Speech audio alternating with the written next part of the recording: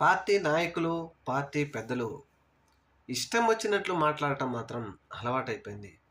ఎందుకు ఈ విషయం చెప్తున్నామంటే, మాజీ ముఖ్యమంత్రి వైఎస్ఆర్‌సీపీ పార్టీ అధినేత వైఎస్ జగన్మోహన్ రెడ్డి గారు ముఖ్యమంత్రిగా ఉన్నప్పుడు హెలికాప్టర్‌ని వినియోగిస్తే అనేక విధాలుగా దుమ్మెత్తిపోశారు. వృధా ఖర్చులు పెడుతున్నాడు జగన్, వృధా ఖర్చులు పెడుతున్నాడు, హెలికాప్టర్ కోసం ఖర్చు పెడుతున్నాడని చెప్పేసి దుమ్మెత్తిపోసిన ఈ ప్రభుత్వ పెద్దలు ఇప్పటి ముఖ్యమంత్రి, ఉప ముఖ్యమంత్రి, విద్యాశాఖ మంత్రి. మరి ఇప్పుడు ముఖ్యమంత్రి గారు, ఉప ముఖ్యమంత్రి గారు, విద్యాశాఖ మంత్రి గారు ముగ్గురు కలిసి కోట్లాది రూపాయల ఖర్చు చేస్తే ఇదేమో మంచి, అప్పుడు ఒక్క జగన్మోహన్ రెడ్డి గారు చేస్తే అది వృధా ఖర్చు, ఇదేమో ఇప్పుడు ప్రజలకు సంపద సృష్టి కోసం చేసినట్టు.